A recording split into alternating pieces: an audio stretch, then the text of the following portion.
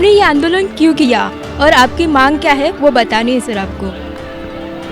हमारे भारत सी के तहत हमें मूलभूत शिक्षा का अधिकार देता है, लेकिन ये अधिकार होते हुए भी हमें हमारा ही महाराष्ट्र शासन सरकार यहाँ के जो स्कूल्स है जिसकी पट संख्या 20 रहेगी उसके जो स्कूल्स है वो स्कूल बंद करने का महाराष्ट्र सरकार ने निर्णय लिया है। अगर हमारा मूलभूत अधिकार शिक्षा का है तो महाराष्ट्र सरकार ने ये जो निर्णय लिया है वो निर्णय ही संवैधानिक नहीं है, असंवैधानिक निर्णय है। तो हम चाहते हैं, महाराष्ट्र सरकार से गुजारिश करती है कि निर्णय आप जल्द से जल्द वापस लो।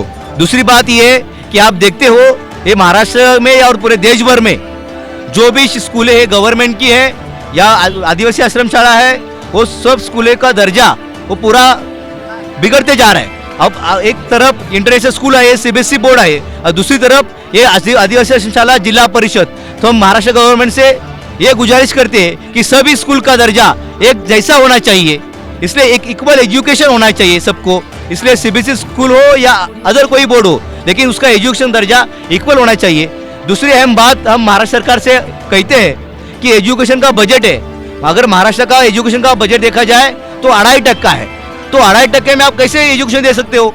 नहीं दे सकते। तो एजुकेशन का बजट एक कम से कम 20% होना चाहिए, और ये 20% होने के लिए हम यहाँ आंदोलन कर रहे हैं। इसके आंदोलन से पहले हम लोग पूरे महाराष्ट्र भर में, मुंबई भर में आंदोलन किया है कि ये स्कूल जो हो रहे हैं हमारा इक्वल राइट्स है, एजुकेशन का राइट्स है, संवैधानिक राइट्स होते हुए भी महाराष्ट्र सरकार ने जो नीति लाई है वो बंद होनी चाहिए, लेकिन महाराष्ट्र सरकार इसके ऊपर निर्णय नहीं ले पाई। इसलिए हम आज हिवाली अधिवेशन में मुख्यमंत्री साहब से मिलने के लिए आए। हम गुजारिश करते हैं वो हमारी आवाज सुने और अपनी असंवैधानिक निर्णय वापस ले और शिक्षण को बजट दे। सर ये आपका आंदोलन कब से चल रहा है? ये आंदोलन पूरे महाराष्ट्र भर में पिछले 3 महीने से आंदोलन चालू है, और ये अगर ये हमारी जो मांगे है वो अगर हमारी मांग पूरी नहीं हुई तो आंदोलन ऐसे ही जारी रहेगा। और दूसरी बात जो केंद्र सरकार है, केंद्र सरकार ने नया शिक्षा धोरण लाया है, वो नया शिक्षण धोरण इस सब भारतीय नागरिक के ऊपर एक काला कायदा हम कहते से ब्लैक रूल्स कह सकते हैं, इस तरह से। तो हम चाहते हैं ये जो नया शिक्षा धोरण है वो केंद्र सरकार वापस ले। सर ये आंदोलन किसके नेतृत्व में चल रहा है? भारतीय लोकतांत्रिक संगठना, इस भारतीय संगठना के नेतृत्व में, इस संगठन के माध्यम से मैं अमोल कुमार बोधिराज भारतीय लोकतांत्रिक संगठना अध्यक्ष, हमारे साथी दीपिका आग्रे मैडम भारतीय संगठन उपाध्यक्ष, हमारे सर चिटनीस मनीजी जाधव, दूसरे उपाध्यक्ष सनी कामले, ये हमारे भारतीय संगठन के मुख्य कार्यकारिणी, उनके नेतृत्व में ये शिक्षा का आंदोलन चालू है। सर आप कहाँ से, ये बता सकते हैं कि आप महाराष्ट्र से कहाँ से? ये आंदोलन महाराष्ट्र में औरंगाबाद, पैठण, मुंबई, नासिक, पुणे, रत्नागिरी, ऐसे पूरे महाराष्ट्र में आंदोलन चल रहा है। और आज हम इस नागपुर में यशवंत स्टेडियम में बैठे, महाराष्ट्र का प्रतिनिधित्व लेके बैठे। जय भारत, जय संविधान। आज जो महाराष्ट्र में भारतीय लोकसत्ताक संगठना के माध्यम से हम ये जो एजुकेशन पर आंदोलन चला रहे हैं, वो हम लोगों ने 9 अक्टूबर मान्यवर कांशीराम जी साहब इनके स्मृति दिन पर उनको अभिवादन करके शुरू किया था। हमारे इस आंदोलन के प्रमुख मांग है कि जो भी महाराष्ट्र गवर्नमेंट ने जो भी निर्णय ले रहे हैं कि सरकारी स्कूल बंद होंगे, वो सरकारी स्कूल बंद नहीं होनी चाहिए। इसलिए हम लोग ये आंदोलन चला रहे हैं, क्योंकि अगर सरकारी स्कूल बंद हो गई तो मिडिल क्लास के बच्चे कहाँ सीखेंगे। और रही बात प्राइवेट स्कूलों की, तो प्राइवेट स्कूल ज़्यादा से ज़्यादा फीस की मांग करेंगे और उससे मिडिल क्लास के बच्चे नहीं पढ़ पाएंगे, तो वो जाएंगे कहाँ, ये पहला सवाल है। लेकिन फिर भी मीडिया के माध्यम से सरकार ने जो भी कहा है कि सरकारी स्कूल नहीं बंद होंगे, लेकिन हम लोग भारतीय लोकसत्ताक संगठना के माध्यम से मांग करते हैं कि माननीय दीपक केसरकर जी सर साहब जी उसका परिपत्रक निकाले कि हम लोग स्कूल नहीं बंद कर रहे हैं। दूसरी जो हमारी मांग है कि KG to PG तक का एजुकेशन फ्री में होना चाहिए। तीसरी मांग है कि जो भी एजुकेशन का बजट है, एजुकेशन बजट अगर राजर्षि शाहू महाराज कोल्हापुर संस्थान में, छोटा सा संस्थान है, उसमें अगर 27% अगर वो बजट रखते थे, तो आज महाराष्ट्र सरकार ने उनका जो शताब्दी वर्ष चल रहा है उसमें हम लोग भारतीय लोक सत्ताक संगठन की तरफ से मांग करते हैं कि 20% बजट होना चाहिए एजुकेशन के ऊपर, क्योंकि अगर एक छोटे से संस्थान पर एक राजा 27% बजट रखता है एजुकेशन का, तो आज महाराष्ट्र सरकार ने उनको आइडल रख के महाराष्ट्र गवर्नमेंट ने अपने यहाँ पे 20% स्कूल के लिए बजट लाना जरूरी है, ये भी हमारी मांग है। तो इस प्रकार से जो भी अलग अलग मांग है हम लोगों ने सरकार के पास रखी है। हम लोग उम्मीद करते हैं कि एजुकेशन ये जो है वो इंडियंस को काबिल बनाता है, और रही बात संविधान ने हमें ये अधिकार दिया है तो उसके लिए हमें लड़ने की झगड़ने की जरूरत नहीं होनी चाहिए।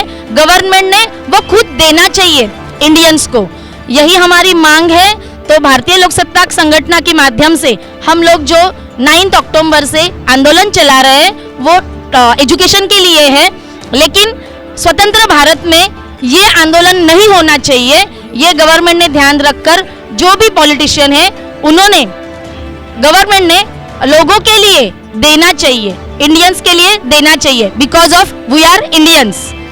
धन्यवाद। नमस्कार बंधुओं, मैं प्राध्यापक सचिन कालवंडे, आईटी फाउंडेशन अध्यक्ष, भाजपा शिक्षक आघाड़ी राज्य सदस्य और भारतीय लोक सत्ता संगठन के माध्यम से यहाँ बैठा हूँ और पूरे राष्ट्र को अपील करता हूँ कि सुप्रीम कोर्ट ने 2010 में जजमेंट दिया है कि भारत के सभी बच्चों को सभी मीडियम के स्कूल में पढ़ने का और वो भी मुफ्त में पढ़ने का पूरी तरह से अधिकार है और उसकी जिम्मेदारी राज्य सरकार को दी गई है।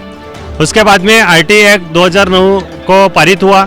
2011-12 से पूरे देश में यह पूरे स्कूल में चालू हुआ। सीबीएसई स्कूल, आईसीएसई या आईबी की अल्पसंख्यक स्कूल छोड़ के सभी स्कूलों में 25% बच्चों को मुफ्त एजुकेशन मिले, उसके लिए कायदा पारित किया गया। और उस कायदे के अंतर्गत एक बहुत बड़ा जजमेंट उन्होंने दिया कि वंचित और दुर्बल घटक के बच्चों को मुफ्त शिक्षा मिले। लेकिन हम देखते आ रहे हैं कि इस कायदे का फायदा सिर्फ बड़े लोग ले रहे हैं और वंचित और दुर्बल घटक के बच्चे अभी भी वो इससे दूर है।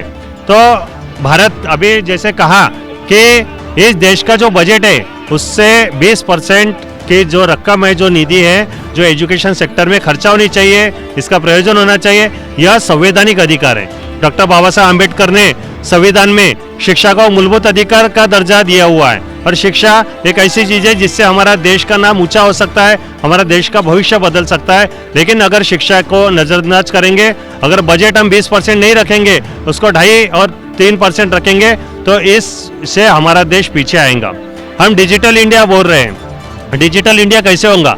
अगर शिक्षा का बजट सही ढंग से रहेगा, बच्चों को शिक्षा मिलेंगी, मुफ्त में शिक्षा मिलेंगी, तो ही हम हर बच्चा आगे बढ़ सकेगा और हमारा बुनियादी ढांचा मजबूत होगा। आज आईटी कायदे में साफ तौर पे है, एचआरडी मिनिस्टर ने गाइडलाइन दी है कि शिक्षा का जो राज्य का बजट रहता है उसके 20% रकम ये आईटी कायदे के लिए खर्चा होनी चाहिए, लेकिन होता नहीं है। हमने सूचना के अधिकार में केंद्र सरकार को यह पूछा कि आईटी कायदा मिनिमम कितना % और मैक्सिमम कितना। उन्होंने हमको जवाब दिया कि आईटी कायदे में मिनिमम एटलीस्ट 25% है और मैक्सिमम की कोई लिमिट नहीं है। मतलब हर बच्चे को हर स्कूल में पढ़ने का, फ्री में पढ़ने का सभी बच्चों का अधिकार है। लेकिन राज्य सरकार ने इसको लिमिटेशन में लाया, सिर्फ 20% लाया। अगर इसको 100% किया तो हर बच्चा कोई भी स्कूल में फ्री में पढ़ सकता है। ये संवैधानिक अधिकार है जो कायदे में लिखा हुआ है। इसको केंद्र सरकार ने, राज्य सरकार ने तुरंत इम्प्लीमेंट करके आगे लाना चाहिए, सभी को फायदा हो। इसके लिए यहाँ आंदोलन के लिए बैठे हैं और अगर उन्होंने यहाँ नहीं किया, पारित नहीं किया, तो इसके पहले भी हम जंतर मंतर में बैठ के क्रांति दिन 9 अगस्त के दिन हमने आंदोलन किया। फिर से इस 9 अगस्त को हम आमरण उपोषण पे बैठेंगे और आने वाले 28 तारीख को विधान भवन पे धड़क मोर्चा हम लेके जाने वाले। धन्यवाद।